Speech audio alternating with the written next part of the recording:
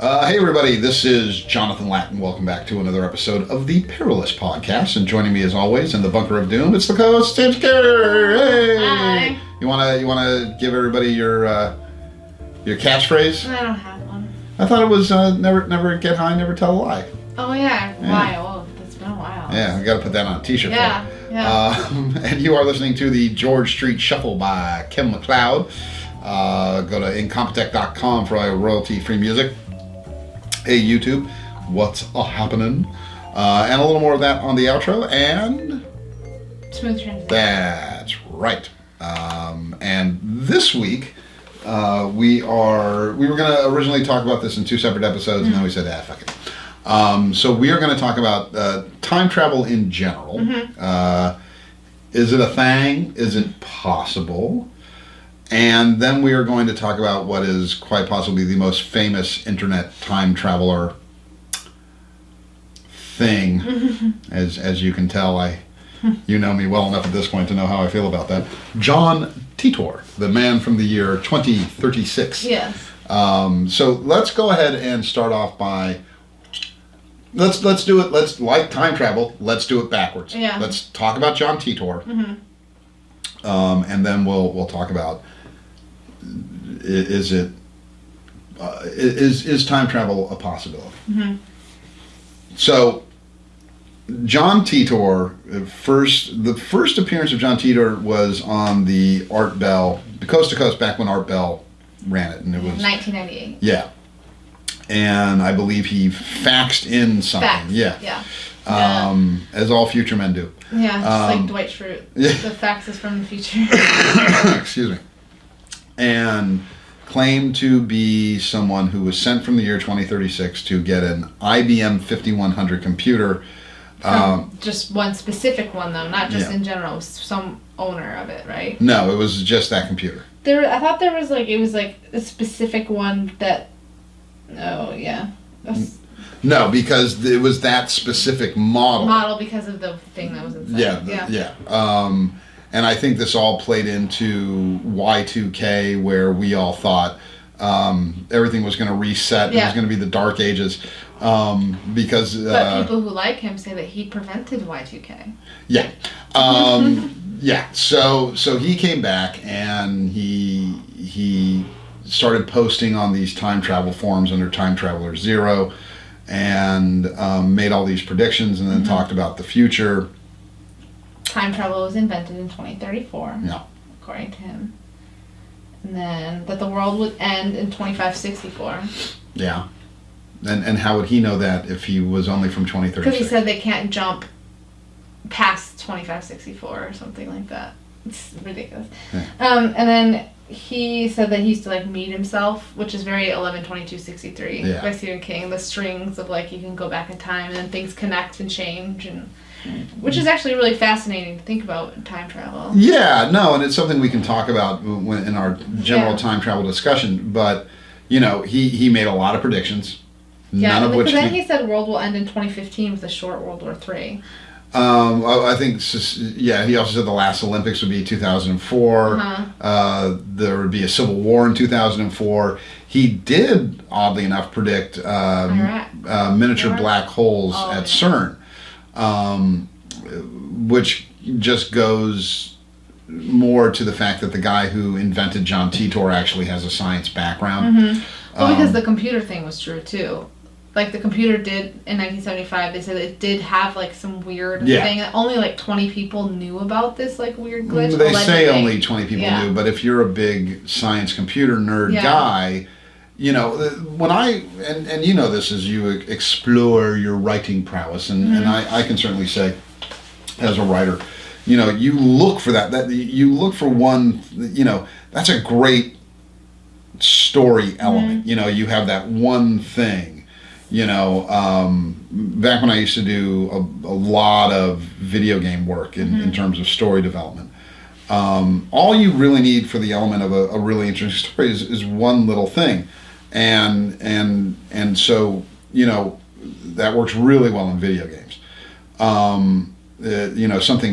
A small odd detail about something that informs a much bigger plot and a much bigger world. because it's easy for people to focus on Yeah. on that. And it also gives them a reference point from which to view the story. And look, the John Titor story is pretty brilliant in terms of well written. Yeah. Too, like I read all the faxes and internet posts, and Yeah. it's pretty good. But it's bullshit. Oh yeah. Yeah. But it is bullshit. And you know the stuff about it where, you know, he would talk about how it was basically the basis was he was jumping back. So he's from one timeline. He's jumping back to a parallel. You know, it's the multi-world theory. It's Everett Wheeler. So he's jumping back to a timeline to get the computer, and then he will end up jumping back to a present that's on an alternate timeline. Well, that's bullshit. You know, then you're doing nothing. You know, you're and also he would talk about, I think he would talk about how the timeline is there's only 1% difference, or it was some the books came out later than they did in one timeline, like a tiny thing. But he would say, like, you know, there's only 1%, it's only 1 or like 3% off, you know, the timeline. So it still matters because I can still fix this. But that makes no sense because, and I would debate this endlessly to the believers. Okay, let's say you're going to drive from here to Tucson, okay? No GPS. You've mapped it out. And on your way from here to Tucson, and there's no roads or anything like that. You're exploring, you know, you're exploring, you know. And you're 3% off your destination from here to Tucson. That's not that bad. Yeah. Like, you can probably see Tucson. Yeah. You know what I mean? Like, Tucson exists, but there's just no freeway or anything like that, and you got to go. You can see that. But if you're going from the Earth to the moon and your calculations are 3% off, you die in the vacuum of space. Okay? So now let's look at it, because the bigger the more distance and the bigger the map or whatever, the more 3% becomes a huge number. Yeah. So if you're talking universes, 3% is the difference between life forming and not forming. Yeah. 3% is the difference between the invention of the car and the horse and buggy. 3% is the difference between Hitler winning World War II and not. These are, it sounds like a small number, but it's a huge difference. Yeah. So, yeah, he's full of shit. No, I was trying to remember what else. There still are people talking about it in 2017 who, like, absolutely. Oh, there are still people who post videos that talk about it. It's totally true. Yeah. You know. I don't know how I never heard of it. Maybe because around the time it was coming out, I was just starting high school. Yeah. So I don't know. I was more interested in, like, You know, that was still big in your ghost days, stuff. right? Yeah. There's a YouTuber named John Rasmus. Yeah, he's in this. I took a bunch the of hoax quotes. hunter, and his videos are terrible. I mean, it's just like, I was watching one last night. It's just like, and John, if you're watching, you do good work, buddy, but fucking chill on the jump cuts, man. Jump cuts. I thought I was having a seizure. He was doing this thing about, and he's done a lot of, like, 12 years investing. Yeah. Like, he's the dog who caught the car. He really, well, I shouldn't say that, in a very positive way. Yeah. Like, so he basically figured out that it was this guy named Maury Haber who invented it. But I don't know that you need to know any of that to know that it's fake. Yeah.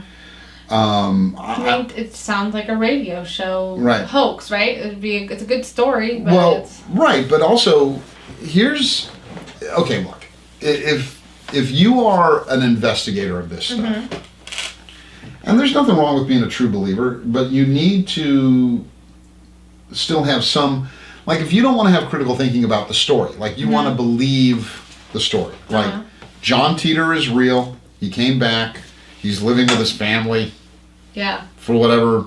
That's not. Yeah. Yeah, and I'm sure that was a real easy conversation to have.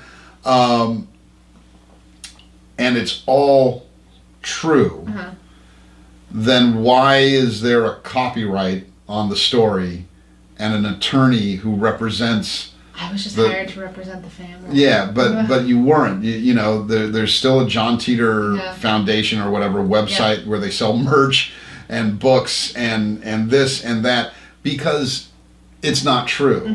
If it's true, you know, and here's also the thing. If it's true, then I can make a John Titor movie. Right. Because you can't own a copyright on that. Yeah. You know, and for lack of a better term, if it's true, he's a public figure. He's spoken, you know, but it's not true, because Larry Haber, who's an entertainment attorney, who oddly enough runs all the business shit for John Titor and owns the, you know, helps set up the copyright and all that stuff. You don't do that if it's true. You do that if it's, you know, you want to,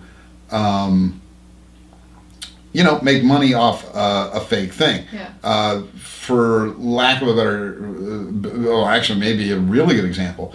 So there was a book that came out in, I think it was the 90s, called Holy Blood, Holy Grail, which was written by two guys in England who professed to have found the line of Jesus, the bloodline of Jesus, and these secret societies that protected it and all this stuff, and that it was, and they sold this as fact.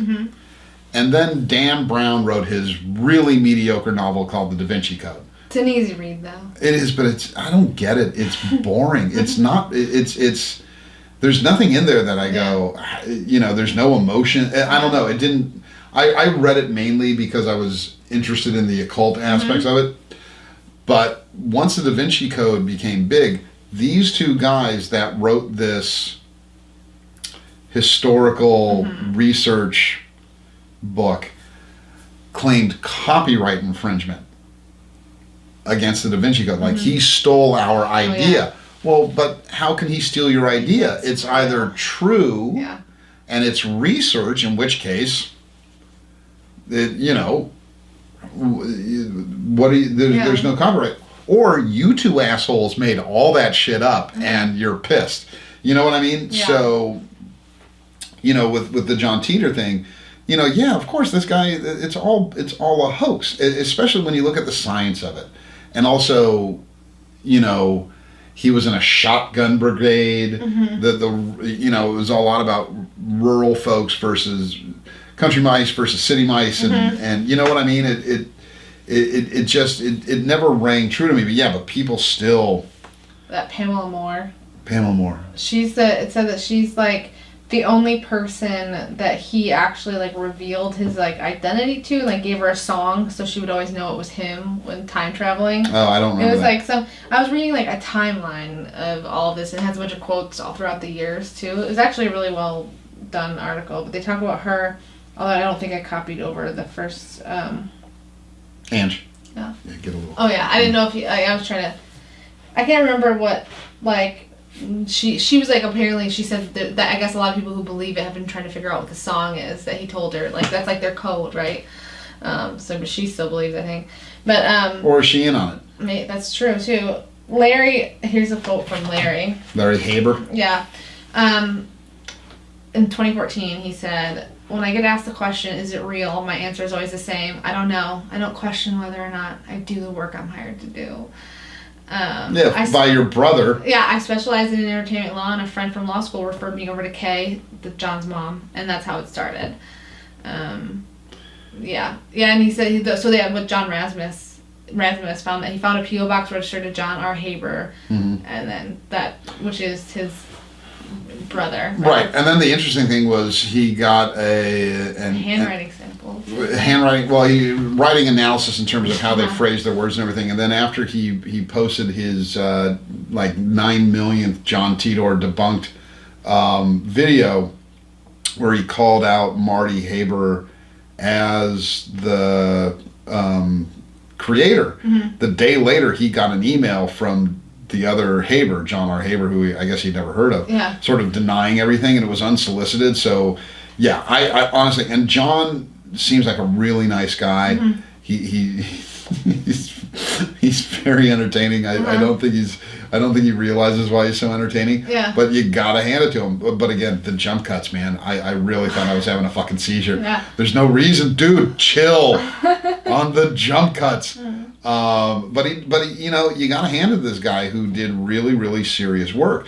And it's all well and good for a guy like me to just sit here and go, I always knew it was fake. I think a lot of people always knew it was fake. Yeah.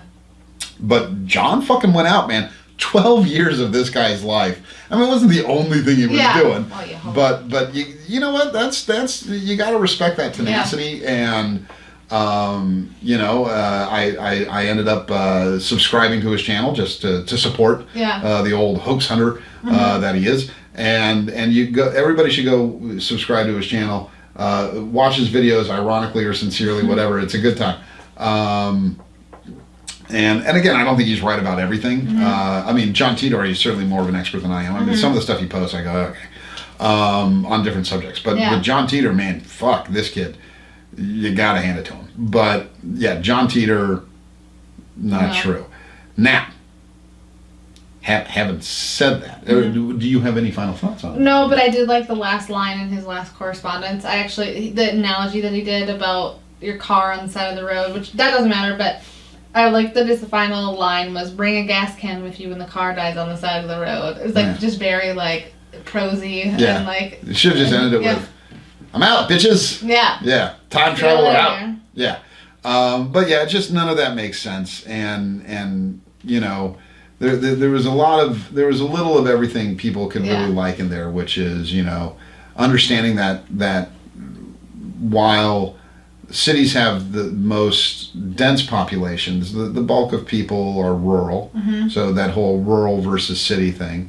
But then there were other things that didn't make sense, where you had local internet stuff, and you know, it was just, you know, we're simple country folk picking oranges and fruit, but we still got the YouTubes, we still got internet. You know, it's you know, and he's in a shotgun brigade, but it was it was the rural guys that perfected time travel. Yeah.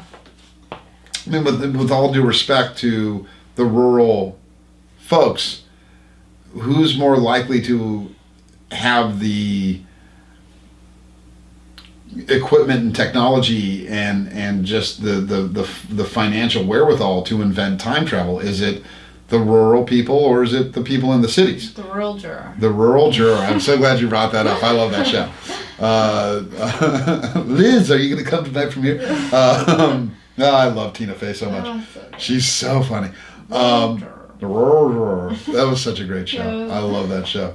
Anyway, so yeah, John Titor, no. But time travel in general, I mean, a lot of people like to say it's totally impossible. I don't think it's, wasn't there something that came out recently? I should have looked it up actually for this. Nah, let's just go by the seat of our pants.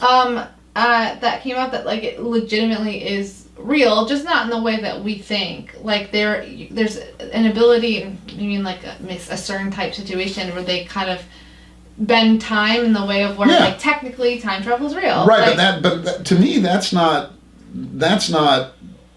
saying, you know, time travel is real, just not the way we think about it. That's like the first step into figuring out how it works. Time travel, you know, and then people will tell you, well, yeah, you could time travel, but you need so much space to build up the energy and so much gravity that it's just impossible. Yeah, the way you think about it now, you know, but who's to say, you know, every time we invent something, it's something that was impossible.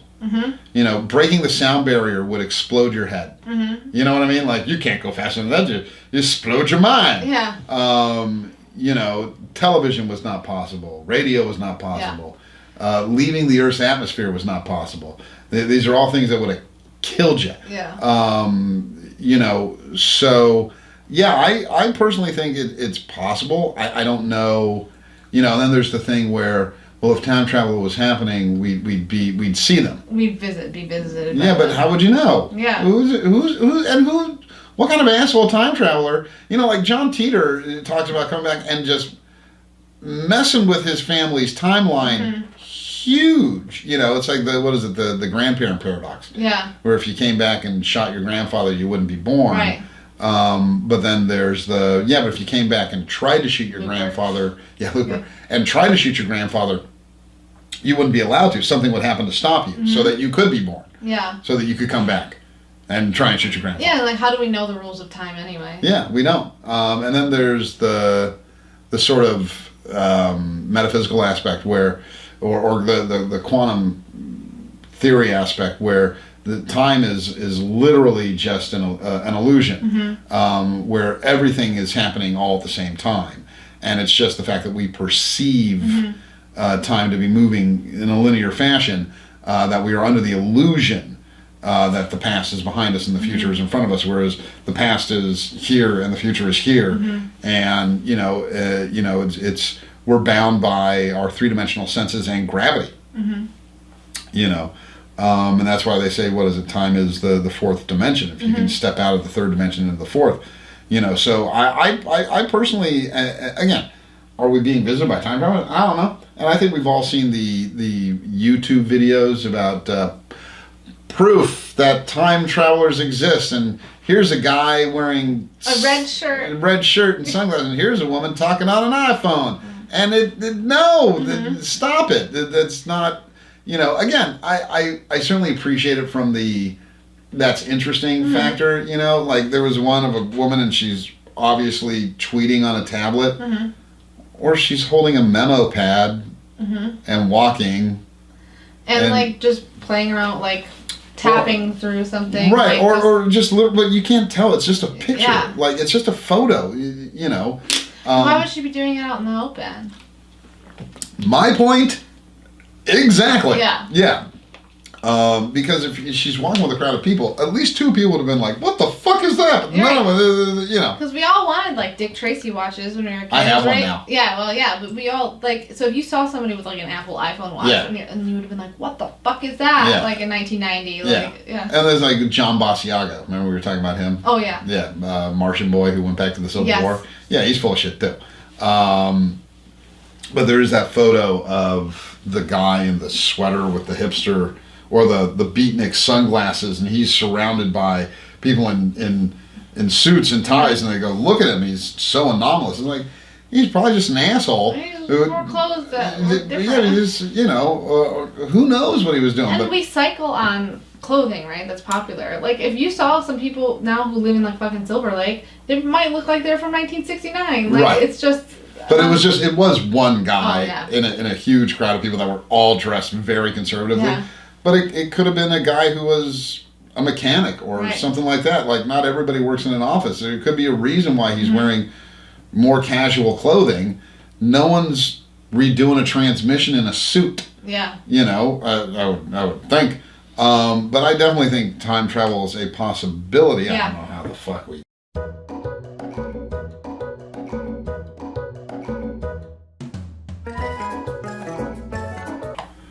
Sorry, everybody. We ran out of space on the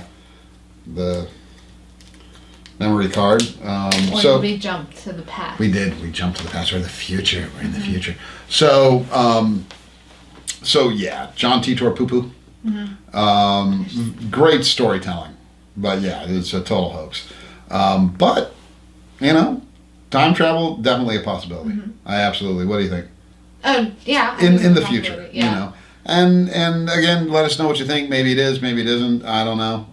Me no, not science good. But I would like to think it is possible. But again, what are you going to do? Yeah. Like, I think going back to the past is stupid. What are you going to do? Just fuck up the timeline for everybody? Yeah, but going to the future is interesting. We all try to forget about the past too. Anyway, right? I feel like that's our instinct. But what would the point be? Like, if you stop the assassination of John F. Kennedy, you change everything. For better or worse, if you stop the election of Donald Trump, you change everything. If you kill Hitler, you change everything. I don't know what the point would be. Now, to go to the future, we can all be Biff Tannen from Back to the Future with our little 1950s... Speaking of sexual assault, Biff Tannen. That's true. Yeah. I saw that in a hotel once, and it like when I was a kid, and it like fucked me up. That whole. Like, I will say this in defense of Biff Tannen. Uh-huh. He doesn't exist, and yeah, it was written into the script. I know, but it really was like it fucked with my head. But anyway, so yeah,